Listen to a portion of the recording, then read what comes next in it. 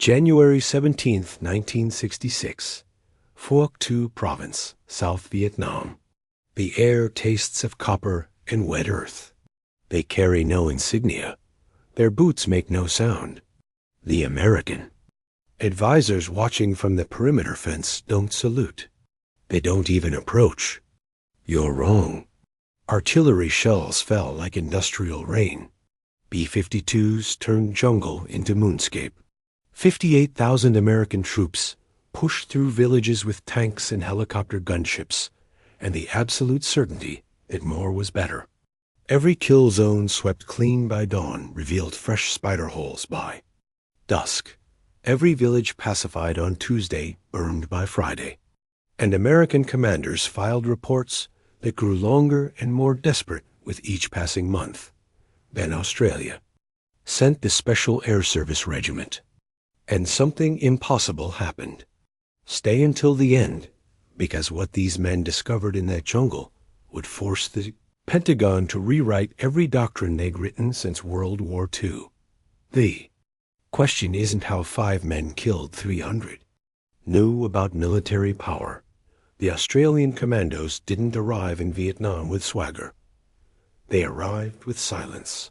While American units announced themselves with helicopter, thunder, and radio chatter that could be heard 3 clicks away, the SAS inserted by night into landing zones so small the pilot couldn't see the ground until wheels touched mud. They carried 70 pounds of equipment each. No resupply. Number. Extraction guaranteed. They urinated into bottles because scent carried on the wind. One operator later wrote in his patrol log, Day 12. I heard Vietnamese voices 15 meters north. Waited until dark.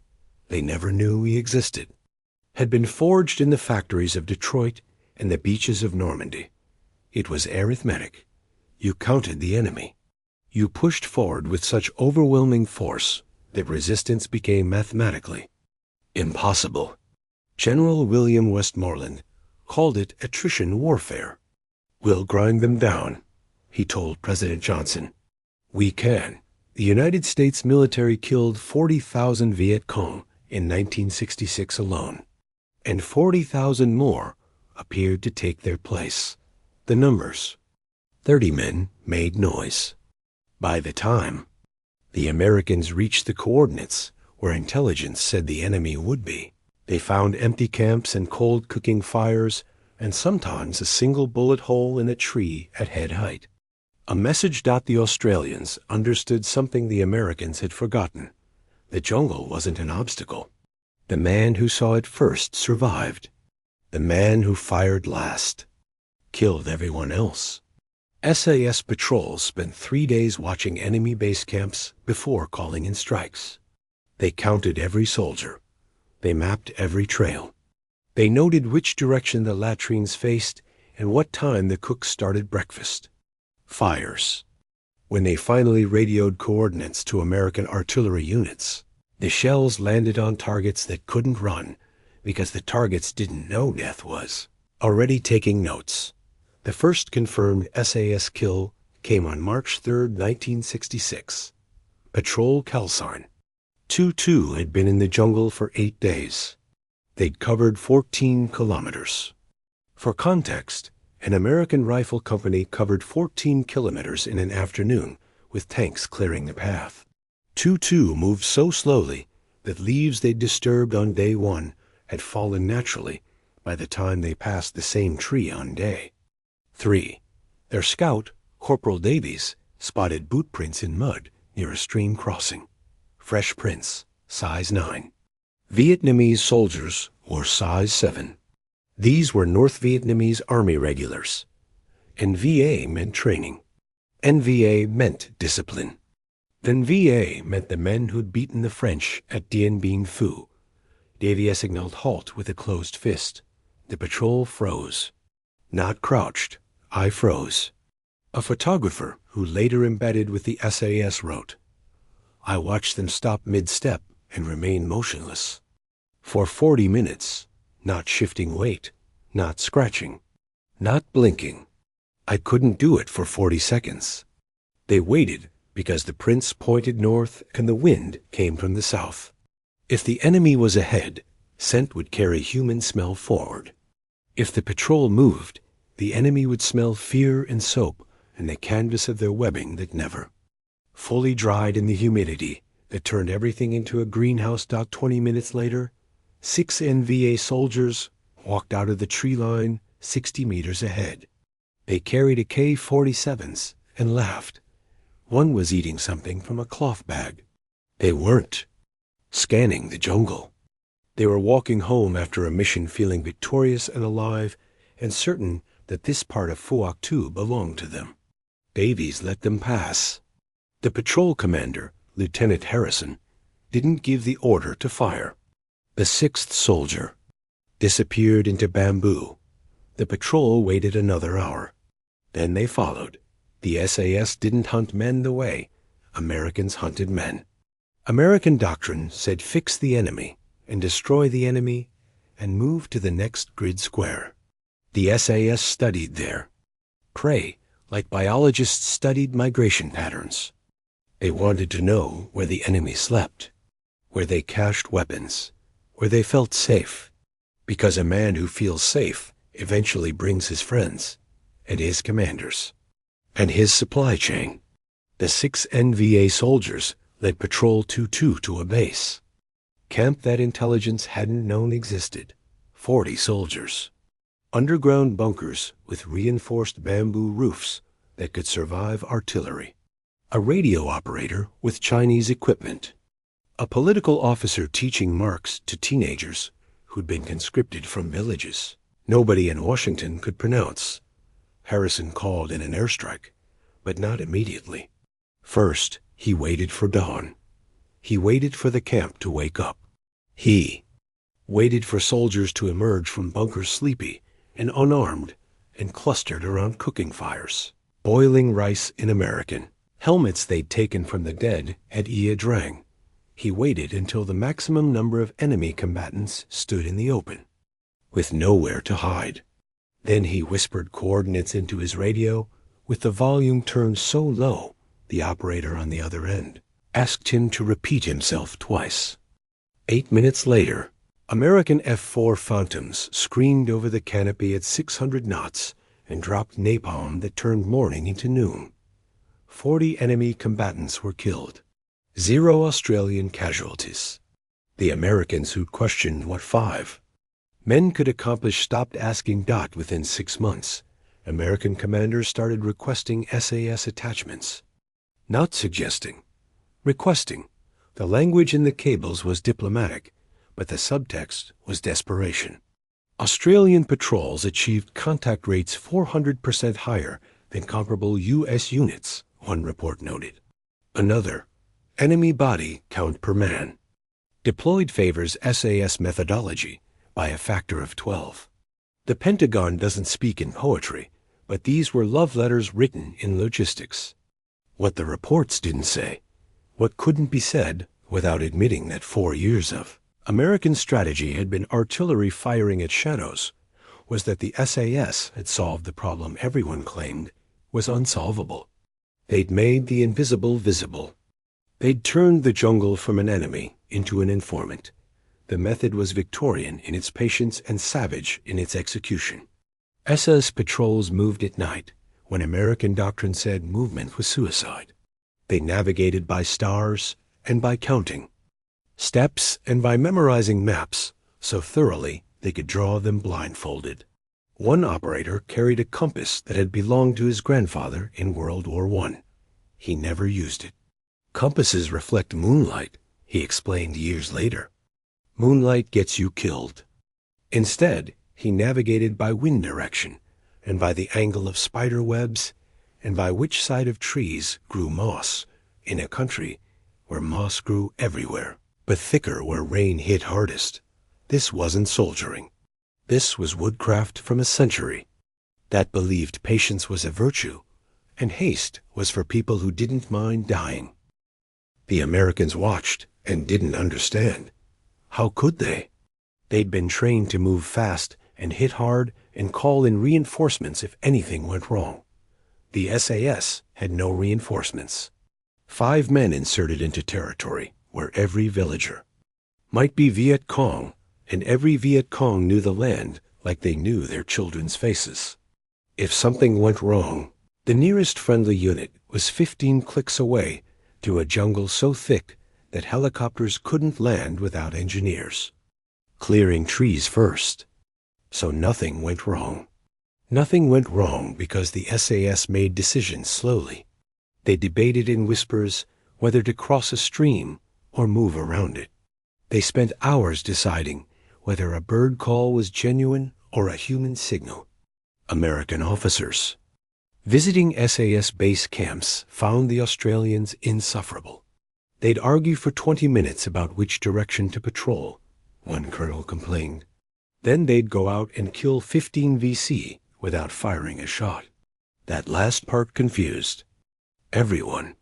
How do you kill without firing? The answer was Australian innovation meeting Vietnamese geography.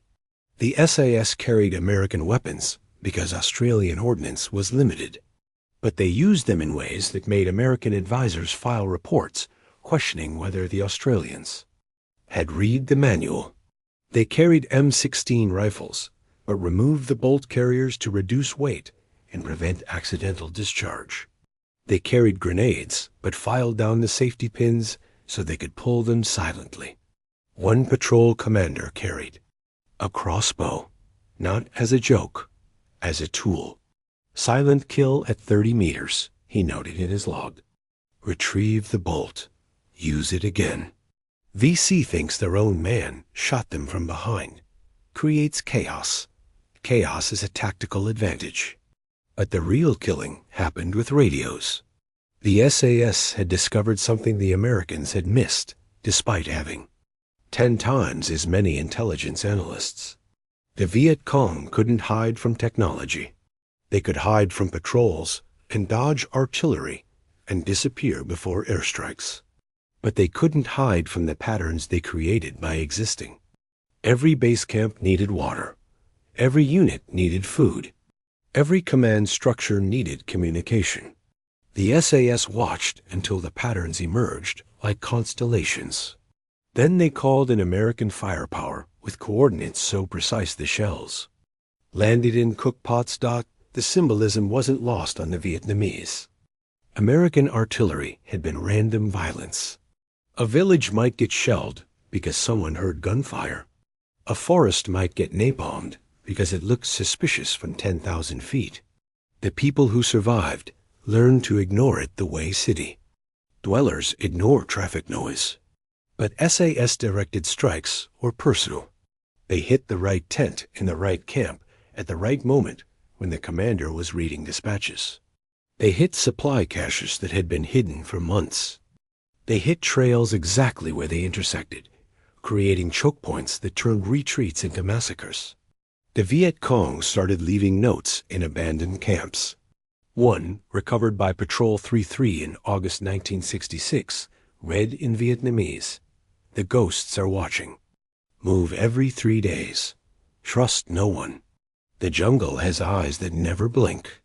They meant the SAS, but they didn't understand what they were fighting. These weren't ghosts. These were men who'd been selected through attrition so brutal that only 3% of applicants earned the Winged Dagger badge. The SAS selection course lasted 6 months. It began with a march, carrying 60 pounds across 100 kilometers of Australian outback, where temperatures hit 115 degrees and water sources were theoretical. Men collapsed. Some hallucinated. One walked in circles for 6 hours, convinced he was being followed by his dead grandfather. The instructors didn't help. They watched. They took notes. They wanted to see who kept moving when moving made no sense. The men who passed selection didn't have anything in common physically. Some were tall. Some were short. Some had been athletes. Some had been farm kids who'd never run a mile before joining. What they shared was stubbornness that bordered on pathology. They were men who'd rather die than quit.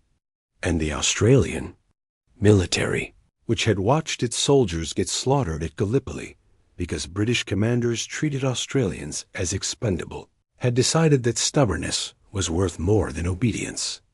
The SAS training manual, portions of which remained classified until 1995, included sections on disobeying orders. Not guidelines for when disobedience was acceptable, instructions.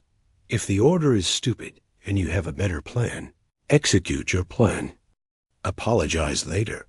Dead men can't apologize. This philosophy collided with American military culture like matter meeting antimatter. U.S. Army doctrine in 1966 was built on hierarchy. Orders flowed down. Reports flowed up. Deviation from the aviation. From the other plan was career suicide. Lieutenant William Calley would eventually murder 500 civilians at Malay while following orders he believed came from officers who believed they came from commanders who'd read it in a memo from the Pentagon. The machine had so many gears that responsibility disappeared between them. The SAS had 5 gears. The patrol commander made decisions. The patrol lived with the consequences. When Patrol 4-1 called in an airstrike, on what intelligence? Saad was a Viet Cong hospital, and the strike revealed a school full of children's bodies. The patrol commander requested a court-martial. He was cleared the building had been used for weapons storage, and the children had been evacuated. But the fact that he'd requested judgment, rather than waiting for investigation, told you everything about how these men viewed accountability. The Americans noticed. Junior officers started requesting transfers to advise SAS units. Not to command them, the Australians made it clear they didn't take orders from anyone who hadn't earned the winged dagger, but to observe. I learned more in 2 weeks. With the SAS than in 4 years at West Point, one lieutenant wrote. What he learned wasn't tactics. It was philosophy. The SAS believed the war was winnable, but not the way Washington was fighting it. You couldn't bomb ideology into submission. You couldn't napalm an idea. The Viet Cong weren't fighting for Hanoi. They were fighting because foreign soldiers kept arriving with guns and promises, and then leaving after both ran out. The SAS couldn't change American foreign policy, but they could change how the enemy perceived foreign soldiers. They did this through precision. While American units sometimes called in artillery on villages because someone fired a single rifle shot, the SAS killed only combatants. They identified targets individually. They waited until the targets were isolated. They shot twice, once to kill, once to confirm, and then vanished before return fire arrived. Viet Cong propaganda claimed Americans killed civilians for sport. SAS operations left no propaganda opening. Every body they created had been carrying a weapon. Every camp they destroyed had been staging attacks. The local population, which had learned to hate Americans for their carelessness, began to fear Australians for their care. Fear was more useful than hate. Hate made martyrs. Fear made informants. By December 1966, SAS patrols were receiving intelligence from villagers who'd previously sheltered the Viet Cong, not because the villagers loved Australia, because they were terrified of what happened to Viet Cong camps after Australians visited them. One patrol reported finding a note tied to a tree near their insertion point. It gave coordinates to a weapons cache and a warning: do not come to our village. We have told you what you want. We owe you nothing more. The patrol followed the coordinates. 80 AK-47s and 2 tons of rice. Called in helicopters to remove the weapons. Left the rice. 2 weeks later, another note appeared on another tree. More coordinates, more weapons. The SAS had accidentally created an intelligence network by being so lethal that neutrality became safer than resistance. The Pentagon studied these results with the enthusiasm of priests, discovering a new gospel. MACV Military Assistance Command Vietnam produced a classified report in early 1967 titled Small unit effectiveness in counterinsurgency operations. Australian model. It was 300 pages of charts and interviews and grudging. Admission that 5-man patrols achieved contact rates 8 times higher than American platoons. The report's conclusion recommended restructuring U.S. Special Forces to match SAS methodology. The recommendation went nowhere. The institutional. Machinery that had produced 50,000 soldiers couldn't retool for 500. It was easier to request more Australians. Australia said no, not because they were stingy with their soldiers, but because the SAS couldn't scale. The selection process was too brutal. The training took too long. You couldn't mass produce. Men who navigated by moss and killed with crossbows and possessed the patience to watch an enemy camp for a week before calling in the strike that turned 40 soldiers into smoke. Australia eventually deployed 100 SAS operators to Vietnam, 100 men. They accounted for 3,000 enemy casualties, 3,000 confirmed kills over 6 years against an enemy that knew the terrain and had been fighting foreign. Invaders since the Japanese in World War II and the French in the First Indochina War, and now the Americans in this war that everyone was starting to realize might not have an ending anyone could call victory. The math was obscene. 3,000 divided by 100 equals 30, a 30-to-1 kill ratio. For comparison, American forces in Vietnam achieved roughly 1-to-1. For every American soldier killed, 1 enemy combatant died. The SAS lost 3 men in combat during their entire deployment. 3. They lost more men to training accidents back in Australia than to enemy action in Vietnam. This wasn't luck. This was methodology meeting ruthlessness. The SAS operators understood, something that American commanders shaped by the Industrial Revolution's promise that more was always better couldn't accept. In the jungle, less was more. Slower was faster. Invisible was invincible. The Viet Cong understood. They started calling the SAS Ma Rung Jungle Ghosts. A name spread through communist forces faster than any propaganda campaign Washington ever funded.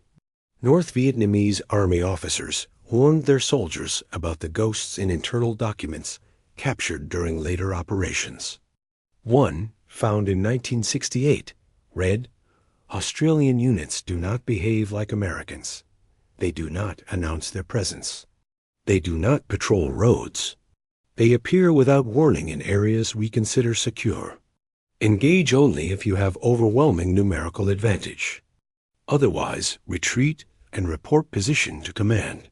Do not attempt to track them. They are tracking you." That last line crystallized the psychological inversion the SAS had achieved. In every other theater of the Vietnam War, the Americans were hunted. They walked into ambushes. They triggered mines. They took casualties from an enemy they couldn't see until muzzle. Flashes gave away positions that would be abandoned before artillery could respond. The SAS reversed the dynamic. They became the predators. The Viet Cong became prey that knew it was being stalked, but couldn't see the eyes watching from the shadows. Some Vietnamese units abandoned areas where the SAS operated, not retreated strategically, abandoned, left equipment behind. One cache discovered by an American patrol contained weapons, ammunition, and a diary. The last entry: "We have been here 3 weeks. We have seen nothing, but someone is watching. I feel them at night. We are leaving at dawn before they come." They never came. The SAS had moved on to different coordinates. But the psychological damage remained. An enemy that fears shadows loses faster than an enemy that takes casualties. Casualties can be replaced. Confidence can't. The Viet Cong in Phuoc Thu province went from predators who'd controlled the territory for a decade to nervous sentries who shot at wind-rustling leaves. Their ammunition expenditure increased. Their effectiveness decreased. They started avoiding the jungle entirely.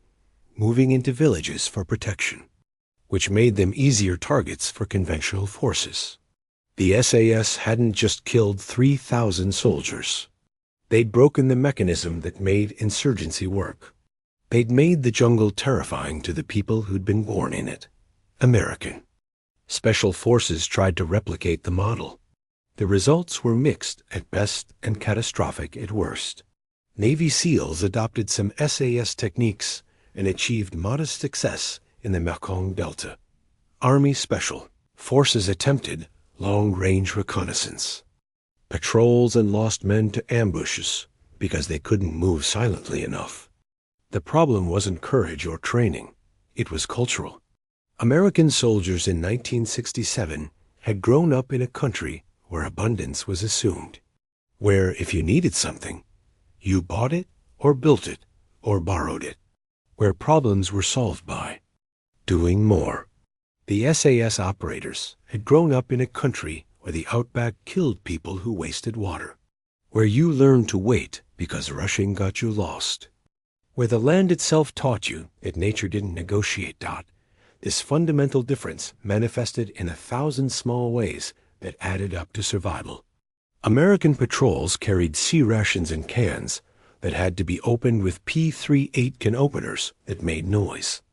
SAS operators carried dehydrated food in cloth bags that could be eaten cold and silent. Americans wore standard-issue jungle boots with metal eyelets that reflected light. Australians wore boots with blackened brass or no metal at all. Americans used bug spray to ward off mosquitoes. The SAS endured the bites because bug spray smelled like civilization, and civilization didn't belong where they operated. One patrol medic estimated he was bitten 10,000 times during a single 3-week deployment. He didn't complain in his report. He noted it as a data point. Mosquitoes are preferable to mortar fire, the weapon that came to symbolize. The SAS methodology wasn't a rifle or a grenade. It was a radio. Specifically, the NPRC-25 backpack radio that weighed 23 pounds with battery and had a range of 5 kilometers in dense jungle. The Americans used them to request supplies and coordinate movements and report contact. The SAS used them as precision artillery computers. Every patrol carried hand-drawn range cards showing the trajectory of every American artillery battery within radio range. They knew which batteries had which ammunition. They knew which crews were accurate and which were cowboys who'd put shells 200 meters off target. When they called in fire missions, they spoke in code so dense that intercepting Vietnamese radiomen couldn't decipher coordinates even with American code books captured in previous battles. The radio became the symbol because it represented force multiplication in its purest form. 5 men with a radio-commanded firepower that exceeded entire divisions from World War II. They could drop napalm from F-4 Phantoms flying 500 knots. They could call in 155 millimeters artillery that turned bunkers into craters. They could request helicopter gunships with miniguns that fired 4,000 rounds per minute, all while remaining invisible. The Viet Cong never saw them, never heard them, just felt the consequences of being seen. It was psychological warfare perfected to the point where the weapon wasn't the bullet. It was the knowledge that someone was watching. This knowledge changed how the war was fought in Phuoc Thu province. By mid-1967, Viet Cong units were spending more time looking for SAS patrols than conducting their own operations. They were reacting instead of acting. In military theory, the side that reacts loses. The side that chooses the time and place of battle wins. The SAS had taken the initiative away from an insurgent force that had held it for 20 years. They'd done it not with overwhelming numbers, but with overwhelming patience, with the willingness to watch an enemy supply column march past and do nothing because following the column would reveal where supplies were going, and revealing that location would allow an airstrike that destroyed not just the supplies, but the infrastructure that distributed them. The American officers who embedded with SAS patrols struggled to adapt to this calculus. They'd been trained to destroy targets of opportunity. The SAS ignored opportunities in favor of certainties. We watched 12 VC walk past us at 20 meters. One American captain wrote, "I wanted to engage." The Australians said, "No, we followed them instead." 3 days later, we called in an airstrike on a base camp with 60 VC and a battalion commander. I understood then that 12 kills today prevent 60 kills tomorrow, only if those 12 are the right 12. Australians always wait for the right 12. This philosophy required a relationship with time that modern warfare had discarded. Wars in the 20th century were industrial. You measured progress in kilometers gained per week. You counted casualties and compared them to production rates of new soldiers. You set objectives for quarters and fiscal years because Congress needed metrics to justify budgets. The SAS ignored all of it. They measured success in enemy behavior modification. Did the Viet Cong stop using a trail? Did they abandon a base? Camp? Did they pull back from contested territory? Those were victories, but they couldn't be photographed. They couldn't be put on maps with colored arrows showing advances. They were victories that existed as absences, as things that didn't happen because the enemy chose not to try.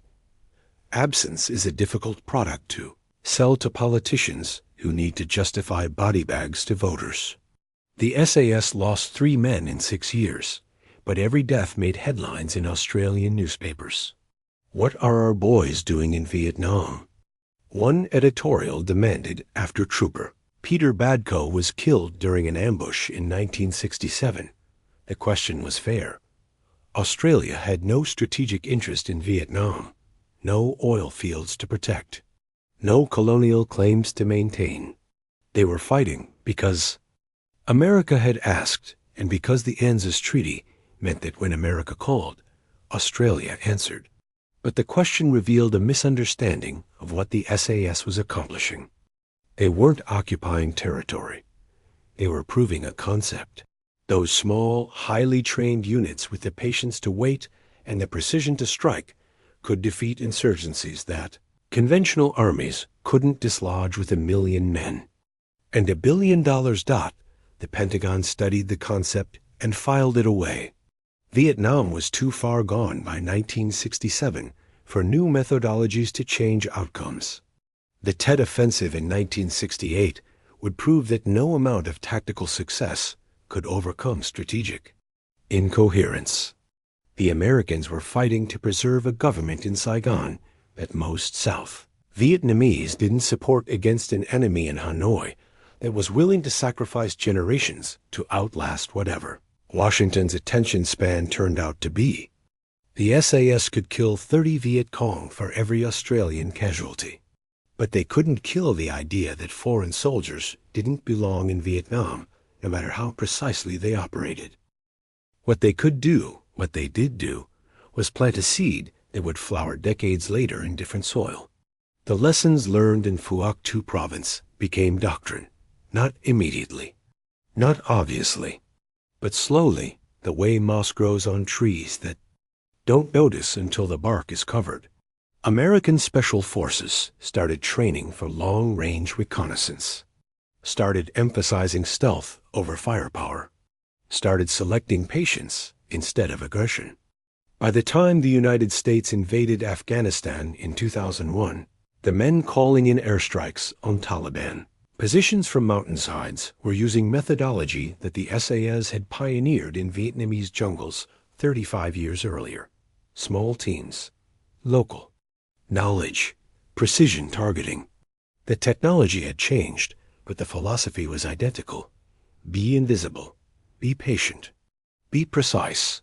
The Australians who served with the SAS in Vietnam didn't talk much about their experience after returning home. This wasn't humility. This was operational security so ingrained that it outlasted the operation by decades. One operator was asked by his son in 1989 what he'd done in the war. He said, "I walked a lot." His son pressed for details. The operator shrugged. "We walked places other people didn't want to walk. Saw things other people didn't want to see. Called in people who made those things stop existing." The son asked if he'd killed anyone. The operator stared at him for a long time. Then he said, "I made sure the right people died instead of the wrong people. That's all war is, choosing who gets to go home." 3,000 enemy combatants didn't go home. 3 SAS operators didn't go home. And mathematics were brutal, but the morality was clear. Every Viet Cong soldier killed by SAS operations was a soldier who couldn't plant the mines that killed. Australian conscripts or American draftees who'd been farming in Iowa 18 months earlier. Every supply cache destroyed was ammunition that couldn't be used in ambushes. Every commander eliminated was a command structure that collapsed into confusion that created windows where conventional forces could advance without taking casualties they couldn't sustain. The SAS hadn't won the Vietnam War, but they'd proven that small units with the right training and the right mindset could achieve effects that entire divisions couldn't match. The radio that symbolized their methodology sat in a museum in Canberra for decades. It was the PRC-25 carried by Patrol 22 during their first confirmed kill operation in March 1966. The radio still worked when it was decommissioned. The battery was dead, but the electronics were intact. Someone had carved notches into the plastic casing. 63 notches. Not one for each kill. One for each fire mission called. 63 times that 5 men had watched enemy forces and waited until the perfect moment and whispered coordinates that brought thunder from clear skies. 63 times that patience had multiplied into violence so precise that the enemy began to believe the jungle itself had turned against them. That was the real victory, not the body count, not the territory controlled. The psychological transformation of a battlefield. The Viet Cong had owned the jungle since the French had fled in 1954. They'd moved through it like fish through water. They'd used it as a sanctuary and supply route and fortress. The SAS had turned it into a hunting ground where the Viet Cong were prey that knew they were being stalked, but couldn't see the predators until artillery shells arrived like judgment from a god that spoke in coordinates and couldn't be bargained with. Fear is a force multiplier. The Americans had tried to inspire fear with B-52 strikes that flattened square kilometers. The SAS inspired fear by killing 12 men in a way that made 1,000 others abandon their positions. The American command structure never fully embraced the SAS model, partially because adopting it would require admitting that the previous 4 years had been fought incorrectly, partially because institutions don't change direction quickly, partially because the SAS methodology required a type of soldier that American training pipelines weren't producing. You couldn't draft patience. You couldn't teach someone to wait in mud for 18 hours without moving. Those were traits that had to be selected for, and selection was expensive. The SAS rejected 97% of applicants. The U.S. military needed bodies to fill uniforms to justify budgets that Congress approved based on troop numbers rather than operational effectiveness. So the war continued the American way, with helicopters and artillery and body counts that looked impressive in briefings but didn't correlate with victory. The Viet Cong kept coming. The North Vietnamese army kept pushing. The American public kept watching television reports that showed jungles burning and soldiers dying, and objectives that changed every 6 months because the previous objectives had turned out to be unachievable. By 1970, even the hawks in Washington were looking for exits, not because they'd lost faith in American firepower, because they'd lost faith that firepower was the solution to this particular problem. The SAS left Vietnam in 1971. They packed their gear and boarded transports and flew back to Australia without parades. The war would continue for 4 more years. Saigon would fall in 1975. American helicopters would evacuate the last personnel from the embassy roof, while North Vietnamese tanks crashed through gates that had been guarded by soldiers who'd believed the politicians when they'd said victory was inevitable. The fall of Saigon was televised. The cameras showed chaos and desperation, and the end of a war that had killed 58,000 Americans and 2 million Vietnamese, and proven that the richest country in the world couldn't bomb ideology into submission. But the cameras didn't show what had happened in Phuoc Tu province between 1966 and 1971. They didn't show the 5-man patrols that had moved through the jungle like smoke and killed 30 enemy combatants for every friendly casualty. They didn't show the Viet Cong documents warning about jungle ghosts.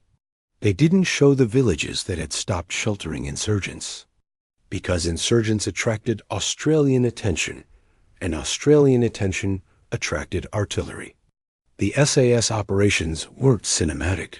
They were slow and patient, and built on the philosophy that winning required understanding the battlefield better than the enemy understood it, and using that understanding to apply violence so precisely that the enemy stopped trying. This was a lesson that America would spend the next 3 decades forgetting and relearning. The invasions of Iraq and Afghanistan initially relied on overwhelming force, tanks and airstrikes, and the assumption that modern militaries could impose order on ancient conflicts. Then the insurgencies began, and the roadside bombs.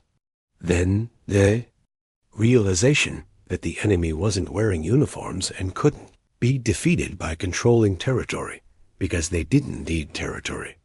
They needed populations, and those populations couldn't be won with firepower.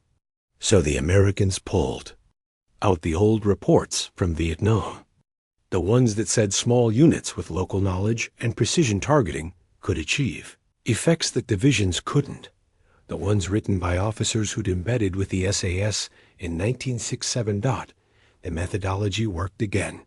Special Forces teams in Afghanistan started dressing like locals and growing beards and moving at night and calling in airstrikes with coordinates so precise that they killed Taliban commanders while leaving the buildings next door intact. They started spending weeks watching targets before striking, started recruiting local informants, not through bribes, but through the fear that came from watching what happened to Taliban fighters who got watched by Americans with radios. The kill ratios improved. The territory was expanded.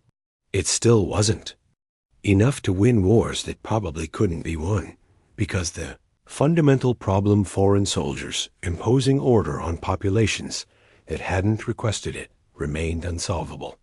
But the tactical lessons that the SAS had pioneered in Vietnam became the foundation for how Western militaries fought insurgencies in the 21st century. The men who'd walked those first patrols in 1966 were grandfathers by the time their methodology became American doctrine. Some were dead. Some were too sick to care. A few attended ceremonies where officers with a chest full of medals thanked them for their service and their innovations and their sacrifice. The ceremonies were polite and brief because the SAS doesn't do pomp. After one ceremony in 2009, a retired patrol commander was asked how it felt to know that his work in Vietnam had shaped modern special operations. He thought for a moment. Then he said, "We were just trying not to die. Turns out not dying requires killing the other bastards before they know you're there. Everything else is paperwork." That was the ethos distilled to a single sentence. Not glory, not ideology, survival. The SAS operators had gone to Vietnam because their government sent them. They'd developed their methodology because conventional tactics got people killed. They'd achieved impossible kill ratios because the alternative was becoming a statistic that some generals would mention in a briefing before moving to the next slide. The precision wasn't mercy. It was mathematics. Patience wasn't a virtue. It was a survival instinct. The invisibility wasn't cowardice. It was the understanding that the enemy can't kill what the enemy can't find. This understanding had roots deeper than military doctrine. Australia is a country that kills people who underestimate it. The deserts are hot enough to cook meat on rocks. The oceans have jellyfish that can stop your heart in 3 minutes. The spiders are venomous. The snakes are venomous. The plants are poisonous. Even the cute animals, the ones tourists photograph, have claws that can disembowel you if you startle them. Australians grow up learning that nature doesn't care about your plans, that the land will kill you if you're stupid or unlucky or too confident. That survival requires paying attention to things that seem unimportant until they become lethal. The men who joined the SAS had that attention to detail bred into them. They'd grown up in a country where looking at the ground before you stepped could be the difference between life and death, because that rock might be a brown snake and that shadow might be a redback spider. They'd internalized the understanding that threats don't announce themselves, that the most dangerous things are the ones you don't see coming. So when they got to Vietnam and faced an enemy that specialized in ambushes and booby traps and blending into populations, they didn't panic. They did what they'd always done. They watched. They waited. They looked for the patterns that revealed where the danger was hiding. Then they called in artillery. The symbolism of the radio couldn't be overstated. It represented the intersection of Australian survival instinct and American industrial might. The SAS provided the precision. America provided the firepower. Together, they created a weapon system that the Viet Cong couldn't defend against because defense required knowing you were being targeted. The jungle that had protected the Viet Cong for decades became transparent. Every movement created patterns. Every pattern revealed locations. Every location became a coordinate. Every coordinate became a grave. The Viet Cong tried to adapt. They moved more frequently. They stopped using trails. They communicated less to avoid radio intercepts. They posted sentries who were supposed to watch for observers. None of it worked. The SAS adapted faster. They started tracking units that never stopped moving. They learned to navigate off-trail through terrain so dense that machetes were useless. They developed hand signals so subtle that a sentry watching from 10 meters couldn't tell if the patrol was communicating or just shifting weight. 1. Patrol was compromised when a sentry spotted them despite their camouflage. The patrol commander signaled withdrawal. The patrol backed away so slowly that 2 hours later they were only 50 meters from their original position. The sentry never saw them leave. He stood watch until dark and reported nothing suspicious. The patrol called in an airstrike. The next morning on a base camp a sentry had been protecting. This was war as an art form.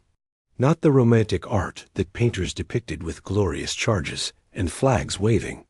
The ruthless art of understanding systems and breaking them. The Viet Cong were a system. They needed food and water and ammunition and replacements.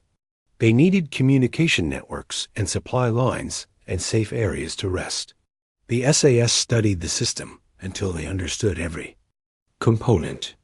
Then they started removing components one by one. A supply cache destroyed here. A courier was killed there. A commander was eliminated during the brief window when he was traveling between bases. Each removal weakened the system. Weakened systems made mistakes. Mistakes created opportunities. Opportunities became more removals. The cycle accelerated until entire units dissolved because the cost of operating in SAS territory exceeded any strategic benefit. By 1968, some Viet Cong units were requesting transfers out of Phuoc Thu province. This was documented and captured. Correspondence that American intelligence analysts initially thought was propaganda. It wasn't. The requests were genuine. Soldiers were asking to be sent to areas with more American troops because American troops were predictable. They moved in large groups. They relied on roads. They responded to ambushes with overwhelming force that could be avoided by retreating quickly. The SAS was unpredictable. They appeared without warning in areas that were supposed to be secure. They didn't respond to ambushes, they initiated them. They didn't retreat. They called in strikes that followed you when you retreated. Fighting them was like fighting ghosts that could summon thunder. The psychological warfare was unintentional but effective. The SAS wasn't trying to terrify the Viet Cong. They were trying to kill them efficiently. But efficiency created terror. As a byproduct, when you lose 30 soldiers and never see you killed them, and can't predict where they'll strike next, and can't retreat to safety because they might be watching your safe area right now, that's terror. When your commanders start dying in their sleep because someone called in a mortar strike on coordinates no one should have known, that's terror. When the jungle you've lived in your entire life stops feeling like home and starts feeling like enemy territory, that's psychological defeat.